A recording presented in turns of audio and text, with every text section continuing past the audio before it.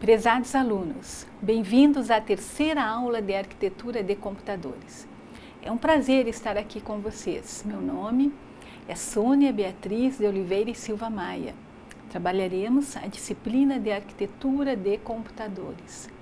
Solicito que em nossas aulas vocês estejam munidos de papel e caneta para quando surgir alguma dúvida, vocês anotarem e depois postarem no nosso fórum Tira Dúvidas.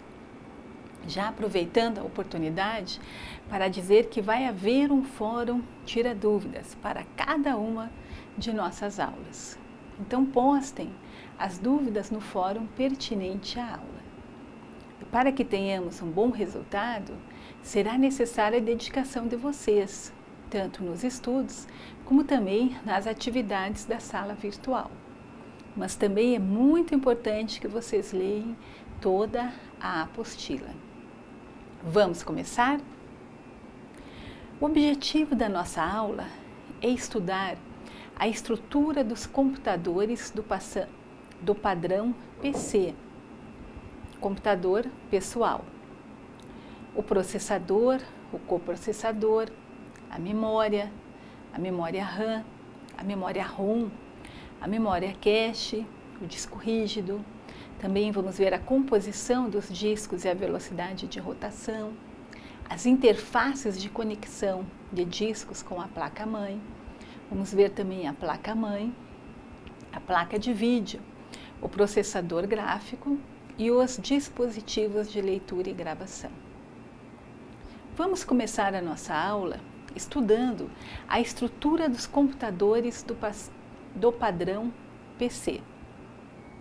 Qualquer computador pessoal é composto pelos mesmos componentes básicos. Quais são esses componentes? O processador, a memória, o HD, a placa-mãe, a placa de vídeo e o monitor. Essa mesma divisão básica se aplica também a outros aparelhos eletrônicos, como palmitops e celulares. A principal diferença é que nestes os componentes são menores e utilizam menos energia. Com o avanço tecnológico, a placa-mãe passou a incluir cada vez mais componentes, dando origem às placas tudo on-board ou integrado, que utilizamos atualmente. Isso permite que os preços dos computadores pessoais caíssem vertiginosamente, já que, com menos componentes, o custo de fabricação é bem menor.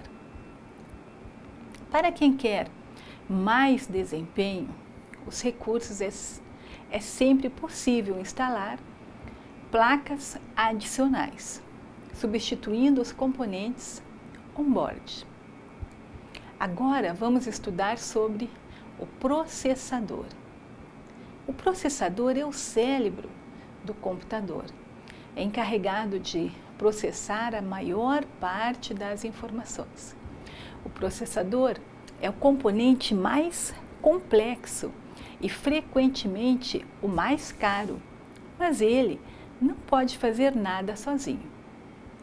Como todo cérebro, ele precisa de um corpo, que é formado pelos outros componentes do computador, incluindo a memória, o disco rígido, as placas de vídeo de rede, o monitor, o teclado e o mouse. Nós temos aqui alguns exemplos de processadores.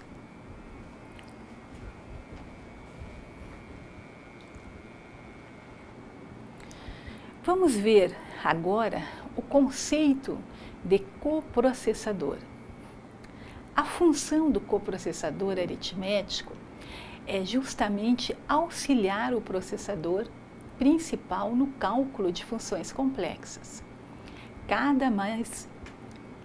cada vez mais utilizadas, principalmente em jogos e aplicações científicas.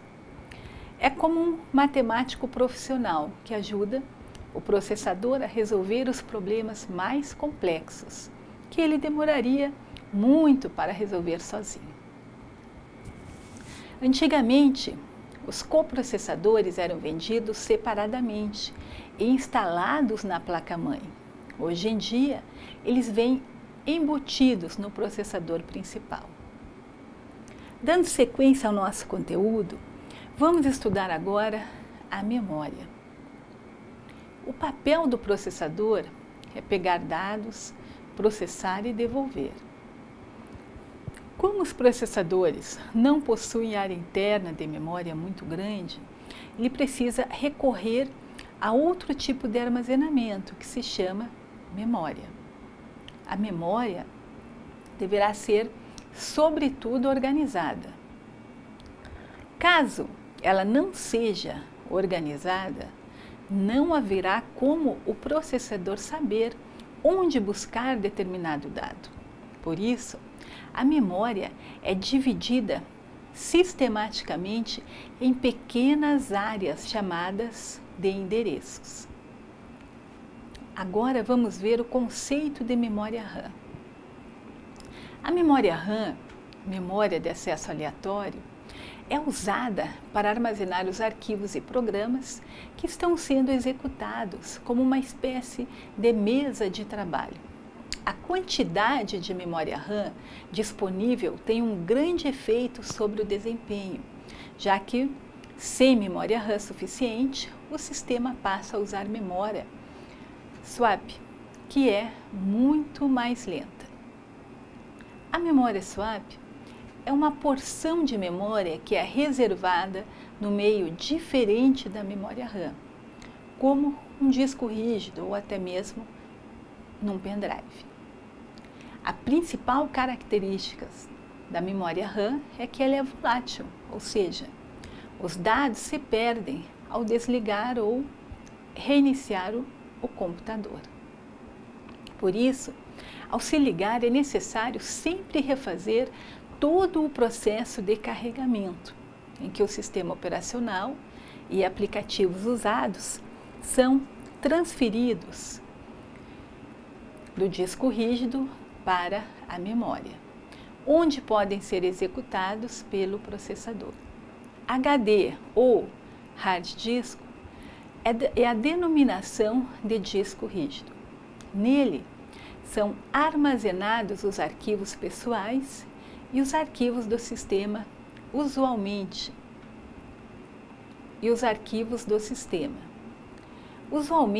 é o drive C do nosso computador. Estudaremos agora o conceito de memória ROM. A memória ROM, memória apenas para leitura, é um tipo de memória que contém instruções permanentes. Nela, são localizadas rotinas que inicializam o computador quando ele é desligado. Quando ele é ligado. Não é volátil, ou seja, a memória ROM não é volátil, ou seja, os dados não são perdidos com a ausência de energia. Ao ser ligado, o computador precisa saber, logo de início, o que ele deve executar. É justamente o que é fornecido pela memória ROM. Vamos ver agora o conceito de memória cache. A memória cache é um tipo ultra rápido de memória que serve para armazenar os dados mais frequentemente usados pelo processador, evitando, na maioria das vezes, que ele tenha que recorrer a comparativamente lenta memória RAM. Sem ela, o desempenho do sistema ficará limitado à velocidade da memória RAM, podendo cair em até 95%. Apesar de as memórias cache serem muito mais rápidas do que as memórias RAM, elas não são largamente empregadas devido ao seu alto custo de produção. Estudaremos agora o conceito de disco rígido. Disco rígido, também chamado de hard disk e HD, o disco rígido, ele serve como unidade de armazenamento permanente, guardando dados e programas. Os discos rígidos possuem internamente uma divisão lógica delimitada de forma magnética. Essa divisão forma porções do disco denominada de setores. Se não fosse assim, os discos não teriam como gravar arquivos e nem como localizá-los mais tarde. O processo que cria os setores no disco denomina-se formatação. Quando são criados ou recriados todos os setores do disco, apagando consequentemente todo o seu conteúdo. Então, toda vez que a gente formata um disco rígido, automaticamente todo o seu conteúdo será apagado. No próximo slide, vamos ver um exemplo de disco rígido visto de cima.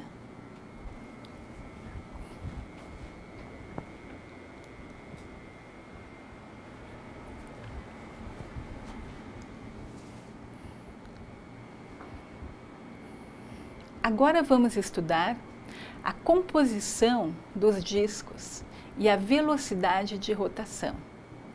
O disco rígido ele armazena os dados em discos magnéticos que mantêm a gravação por vários anos.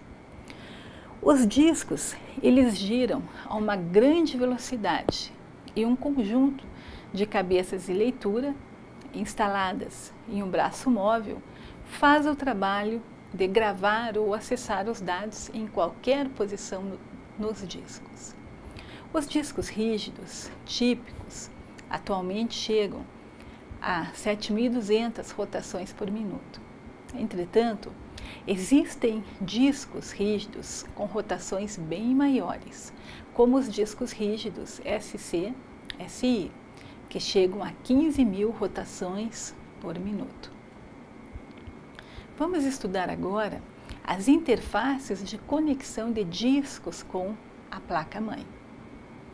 Na evolução dos computadores, os meios e formas de conectar dispositivos na placa-mãe também foram sofrendo várias alterações.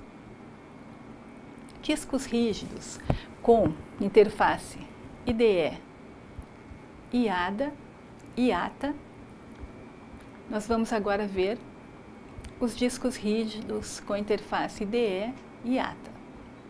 Os discos rígidos antigamente possuíam interface de conexão do tipo IDE, Drive Eletrônico Integrado, ATA. O termo ATA designa interface de tecnologia avançada e tornou possível o uso de até 4 unidades IDE, 2 unidades por interface. Essas interfaces utilizavam cabos do tipo flat até os dias de hoje. Esses discos rígidos ainda são fabricados. Aqui nós vamos ver agora um exemplo típico de cabo flat IDE em preto com 80 vias conectados na placa-mãe.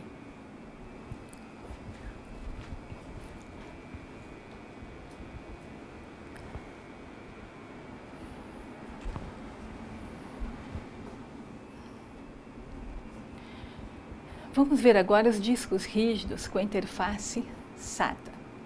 A partir de certo ponto, ficou claro que o padrão IDE-ATA estava chegando ao seu limite. Surgiu então o SATA, que seria o serial ATA. SATA é um barramento serial, onde é transmitido um único bit por vez, em cada sentido. Isso elimina os problemas de sincronização e interferência encontrados nas interfaces paralelas, permitindo que sejam usadas frequências mais altas. Aqui nós temos um exemplo de cabo SATA.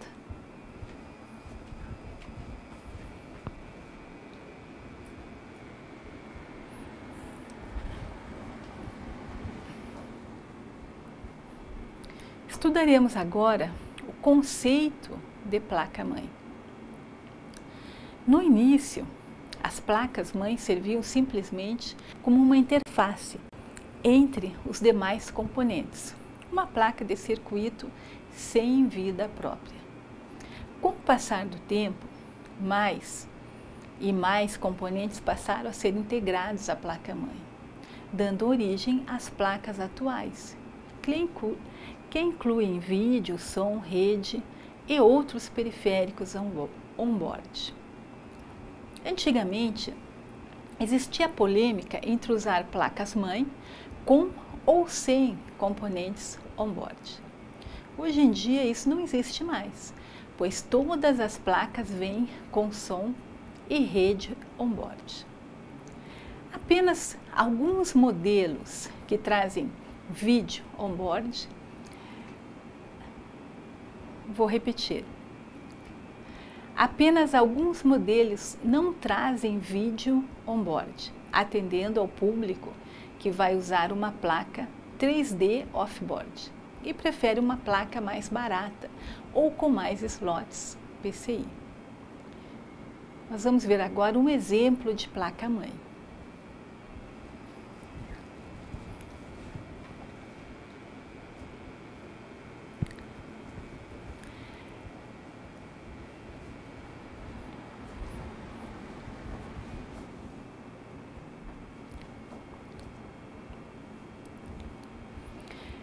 Vamos ver, dando sequência ao nosso conteúdo, vamos ver o conceito de placa de vídeo. Originalmente, as placas de vídeo eram dispositivos simples que se limitavam a mostrar o conteúdo da memória de vídeo no monitor. A memória de vídeo continha um simples bitmap de imagem atualizada pelo processador e um componente que convertia os dados digitais da memória de vídeo em dados analógicos para serem enviados ao monitor. Bitmap, ou mapa de bits, são imagens formadas por grupos de bits que contêm a descrição de cada pixel. Um bitmap pode ser preto e branco ou colorido. Há um padrão chamado RGB, do inglês Red, Green, Blue, que utiliza 3 números inteiros para representar cada uma das cores primárias, que são vermelha, verde e azul. Um pixel você pode entender como sendo um ponto da tela. Uma imagem pode ser formada por milhares de pixels. Vamos ver agora o conceito de processador gráfico. As placas de vídeo passaram por uma revolução muito grande, quando começou a ser necessário aliviar o processador, principalmente de executar cálculos para mostrar imagens mais bem definidas na tela. Surgiram então as placas aceleradoras com capacidades de calcular e gerar em tempo real as imagens em 2D, que seriam as imagens bidimensionais, e 3D, que são as imagens tridimensionais. Gráficos 3D são gerados de uma forma fundamentalmente diferente da de uma imagem bidimensional, como uma janela do navegador ou do editor de texto, por exemplo. Imagens bidimensionais são apenas um conjunto de pixels, bitmaps, que depois de montados podem ser enviados diretamente ao monitor, sem necessidade de processamento adicional. Imagens 3D, por sua vez, são formadas por polígonos, texturas e outros componentes que são armazenados sob a forma de cálculos, comandos e coordenadas na memória da placa de vídeo. Para ser exibida no monitor, a imagem precisa ser renderizada, processo no qual as informações são interpretadas pela placa 3D e transformadas em uma imagem bidimensional, que pode então ser exibida no monitor. Agora vamos estudar os dispositivos de leitura e gravação. Neste tópico, veremos os principais dispositivos de mídia utilizados para leitura e gravação de arquivos que podem ser levados com a gente. Nesse rol, encontram seus dispositivos óticos, como gravadores de CD e DVD, disquetes e os leitores de cartões de memória, que se tornaram muito comuns. Vamos iniciar estudando o conceito das unidades de CD e DVD RW. O lançamento das unidades de gravação de CD para computador causou grande impacto em muitos segmentos da economia, pois podia copiar praticamente qualquer CD utilizando esse aparelho. Geralmente são chamados de CDR drives ou simplesmente gravadores de CD. No processo de gravação, o laser ele cria sulcos na superfície lisa do CD. Essas pequenas depressões definem qual bit está gravado. Os CDR podem ser gravados apenas uma vez. Já os CDs RW, que são regraváveis, podem ser utilizadas centenas de vezes. A capacidade de armazenamento de um CDR está em torno de 700 MB. Os CDRs, segundo alguns fabricantes, podem ser regravados cerca de 1000 vezes. No slide, o próximo nós vamos ter agora um exemplo de um gravador de CD interno.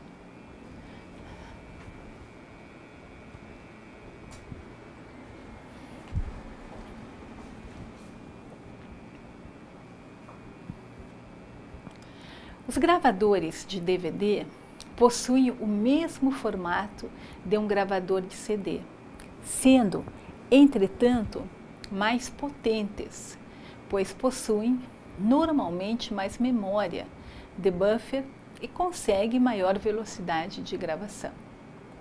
Os DVDs típicos podem armazenar ou gravar até 4,7 GB de dados, apenas de um lado.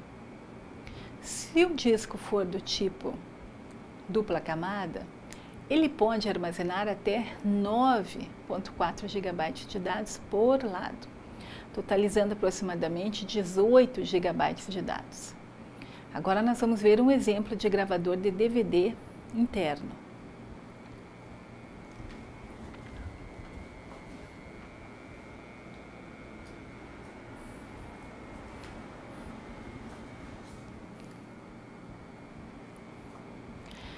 Temos também as unidades de disquete. Os disquetes são meios de armazenamento que, apesar de obsoletos e não confiáveis, ainda resistem em vários computadores. Geralmente as placas-mães vêm com essa interface. São dispositivos, são discos flexíveis formados por uma camada de óxido de ferro e com uma proteção plástica. Possui capacidade de leitura e gravação na ordem de 1,44 MB, muito pequena para os dias de hoje. Agora, estudaremos as unidades leitoras de cartão. Essas unidades, que agora tendem a compor os computadores em substituição às antigas unidades de disquete, são bem flexíveis quanto aos seus tipos de cartões de memória e podem ter aproximadamente 30 tipos. Assim, se você possui um memory card de sua câmera digital de seu MP3, de sua filmadora ou de qualquer outro meio digital que esteja utilizando, fica mais fácil ler o conteúdo tendo instalado no micro um leitor desses cartões. Vamos ver agora um exemplo de leitor de cartão interno.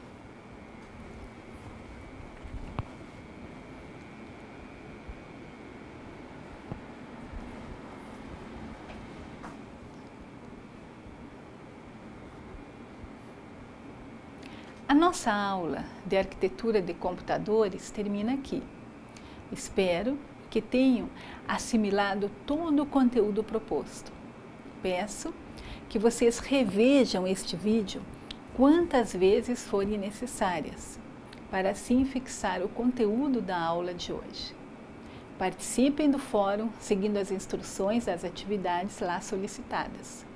Desejo a todos um bom estudo. Obrigada!